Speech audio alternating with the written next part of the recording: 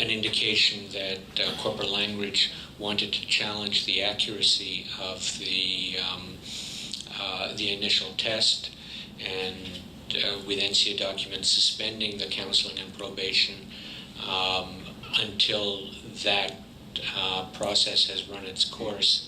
And we see another administrative step where he asks for yet another independent test. So we never get to the counseling and probation, but throughout there are periodic references to an intention, once this is over, to look at counseling and probation. Now, is counseling and probation that system that you're talking about, or is there something else going on? C&P, counseling and probation, would be a general term. It's not 100% properly applied here, okay? Normally, let's say a person is always coming into work late, let's say, and then you say to them, look, you got to be here on time. Then they keep on doing it, and then they say, okay, fine, I'm going to give you a warning, a verbal warning, then a recorded warning, now it's on paper, and if you keep doing this, I'm going to put you on counseling and probation, and if after 6 months of C&P you haven't smartened up, I'm going to release you administratively, okay? So that's a disciplinary form of C&P. The C&P that I haven't seen these documents, so I can't, but I'm speculating, and I think reasonably accurately, is what it refers to as the addictions treatment. So that you enter into the contract with the base addiction counselor, and then they do whatever they recommend, okay? So that might be inpatient treatment, or it might be just intervention at the base level, and regular attendance at AA or some kind of a group therapy thing. And then if you follow that and you continue to have clean urine tests, or as far as we're aware, you're not drinking, okay, then you've fulfilled that, and it's a good thing, okay. So there's two types of P tests that I'd like to clarify on. There's the type that's going to be done through the medical system, and the results of that stay within the medical system, and basically it's monitoring that, yes, you haven't been smoking marijuana, okay, for example. That's just one of the substances we can test for. On the other hand, there is within the forces, if you're in what's deemed a safety sensitive position, so for example driving airplanes or stuff like that, that then you have to be able to pee clean and not come up with anything on the banned list of substances. And that is an administrative kind of P test. So prior to going on deployment, that would have been most likely an administrative P test. That's what it was. Done by the unit. That's what it was, and he failed, and again, we're a bit of a handicap because we don't have the document in front of us, but the documents seem to indicate that the counseling and probation that is contemplated as an administrative step rather than a therapeutic step.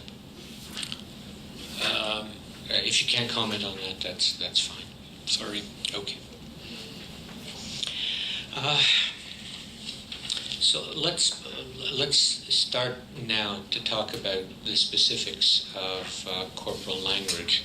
Or before I do that, let me just follow up on something that you said.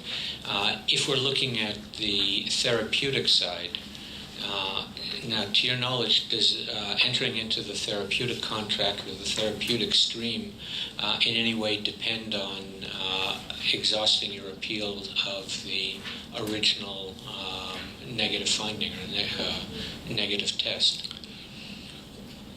No, we're happy to exist side by side with the administrative side, and we don't share our results with them. Now, if they came up on the administrative side with a positive one, that means an automatic referral to base drug and alcohol. Right. Because they want the person to get the treatment. Right.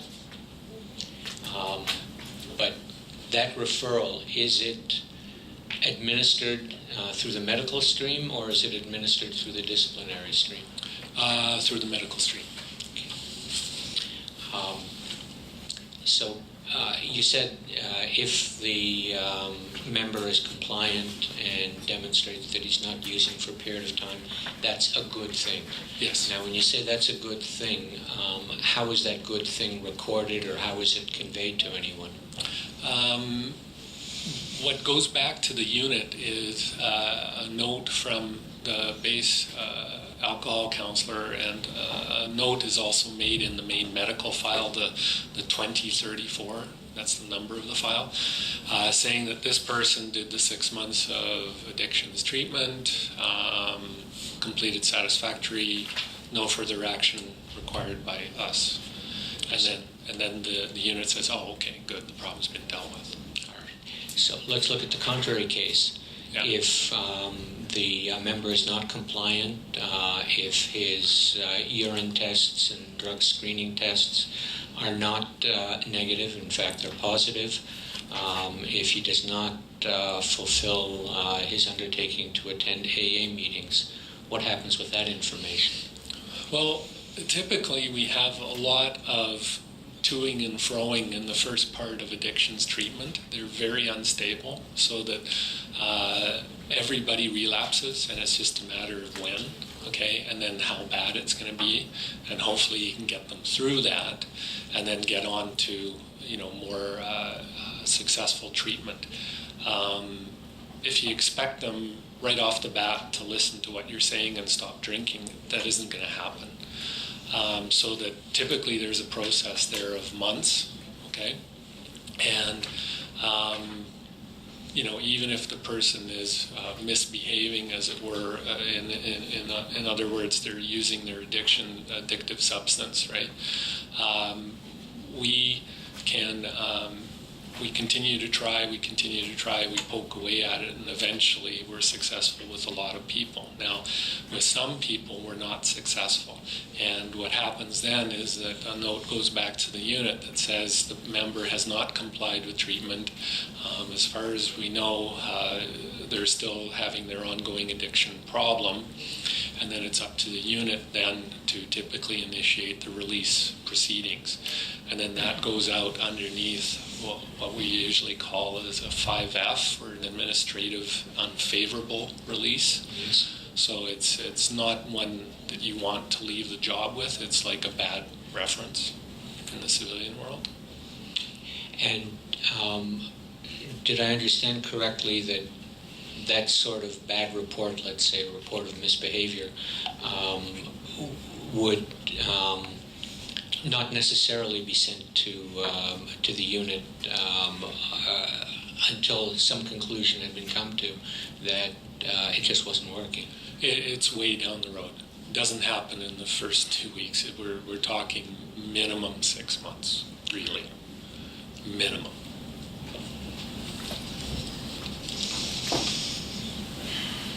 All right, so let's change gears just a little and start talking about Corporal Langridge himself.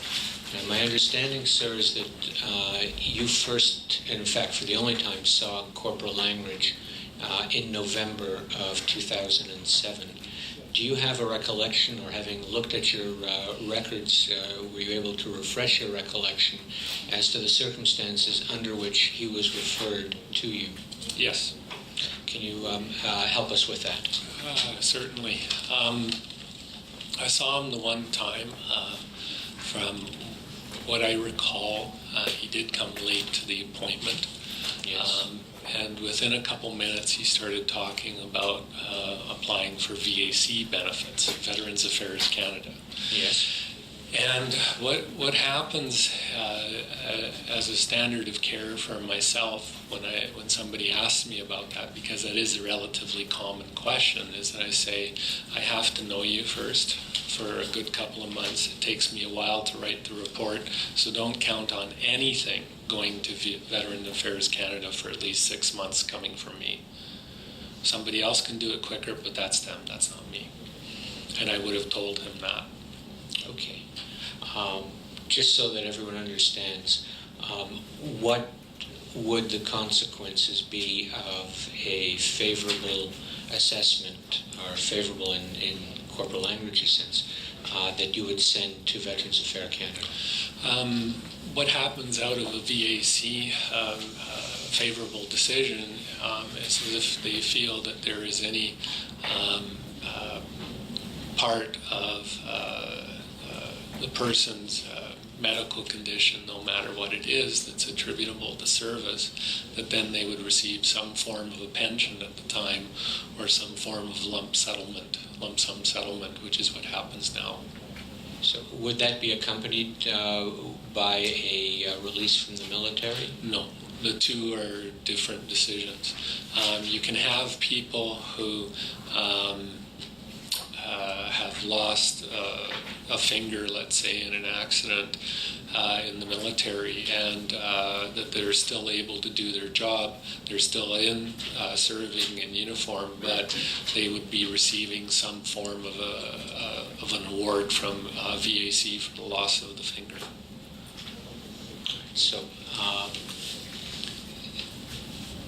your role then is purely advisory in terms of putting VAC into the picture as to what the soldier's situation is. Yeah, I have a 14-page report to fill out for them, which is why it takes a while. Now, we recently have been given Corporal Langridge's mental health file. And so I apologize that it's in a separate document, but you'll see it in that stack to your left.